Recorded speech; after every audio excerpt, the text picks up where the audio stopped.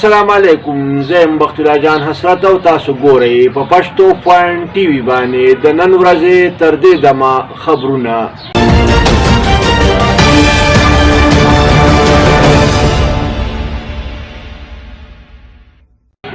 د ټولو اول سر خبرونه.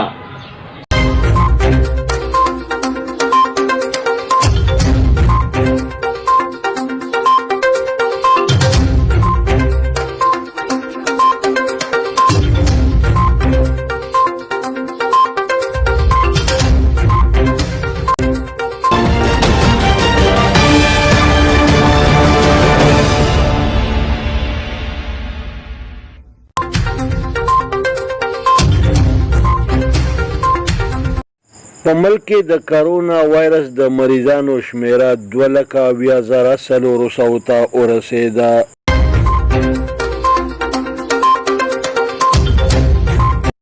د بھارتي جاسوس کلبھوشن په حواله باندې په قومي اسمبلی کې د حکومت او د اپوزیشن په منځ کې زبردسته هنګامه وشوه.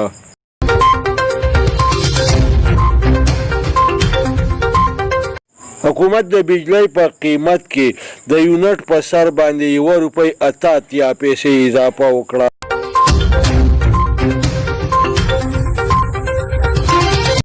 وزیر اعظم عمران خان ویلي دي چې د ګوادر منصوبه د ملک د ترقۍ ضامنه منصوبه ده.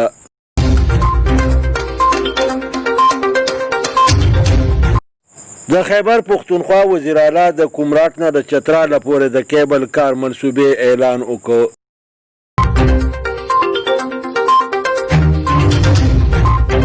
وفاقي حکومت د لوی اختر د پاره د 3 ورځو چوټیانو اعلان وکړ.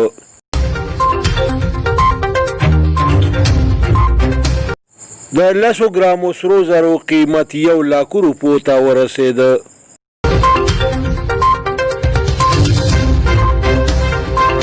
د ریسکیو ډبل 122 فایر فایټر ټیم د تماکو بټۍ باندې لګېدلی اور مړ کړ.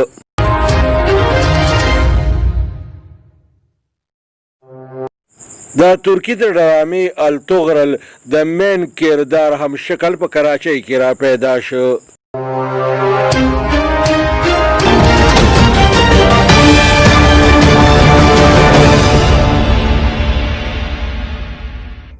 اوس د دې خبرونو تفصیل. په پاکستان کې د کرونا وایرس د مریضانو شمیره 2,80,400 ته ورسېده. دغه رنګې د مړو شمیره 5,263 ته رسېدلې ده. تر اوسه پورې په پوره ملک کې 2,19,283 مریضان صحتیاب شوي دي.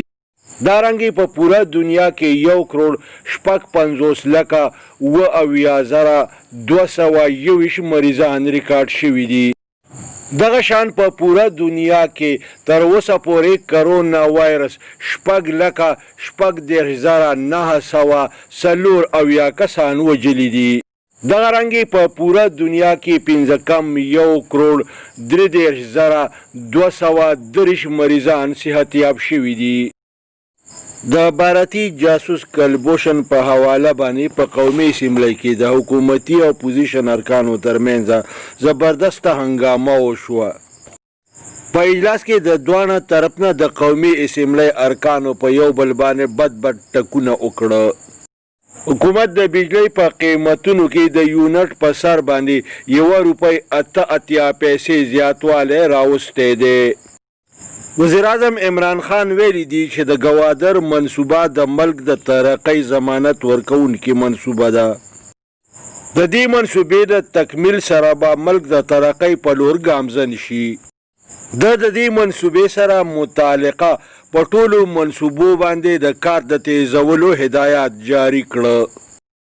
د خیبر پښتونخوا وزیر اعلی محمود خان د سیاحتي مقام کمراټ نه د چتراله پورې د کیبل کار د منصوبې اعلان وکړ. د دې کیبل کار اوږدوالی به 14 کیلومتره وي.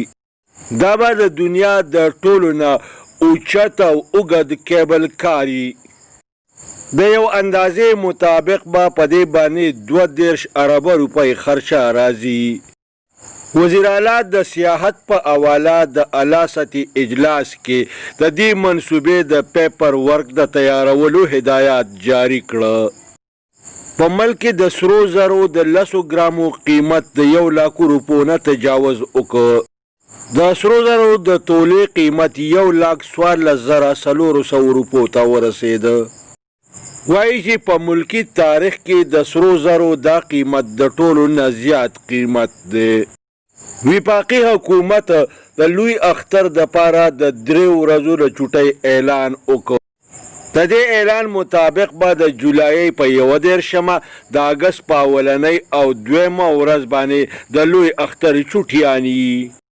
د ریسکیو ډبل 1 ډبل 2 فایر فایټر ټیم د تماکو په بټۍ باندې لګېدلی اور مړ کړ. د اطلاعاتو مطابق د تماکو په بټۍ باندې دا اور د رستم په علاقه کې لګېدلی و. د ترکي د مشهورې ډرامې التغرل د مین کردار انګن التن د همشکل تصویر په سوشل میډیا باندې وایرل شو. مصطفی حنیف د کراچۍ اوسیدونکی دی چې د انګن التن همشکل دی. دا په بین الاقوامي تعلقاتو کې د MA ډیګري حاصله کړې ده. د سیاحت په حواله خپل یوټیوب چینل هم چلی. د سیاحت په حواله باندې د په یوټیوب چینل باندې چلیدونکي ویډیوګانې د حد نه زیاتې مقبولې دي. د التغرل ډرامې په حواله باندې هم په خپل چینل باندې بېشماره ویډیوګانې چلولې دي چې ډېر زیات مقبولیت ورته میلاو شوی دی او په لکونو خلکو یوه ویډیو کتلې ده. وایي چې دی په یو غیر سرکاري اداره کې ملازمت کوي.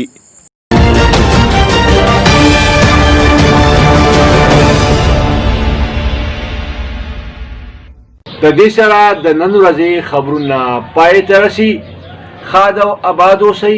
د لوی الله په امان.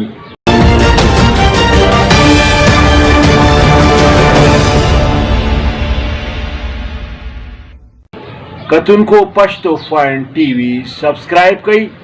د ټلۍ په بټن ګوته کېدئ او دغه رنګې دا خبرونه کتل د خپل ژوند معمول وګرځوئ.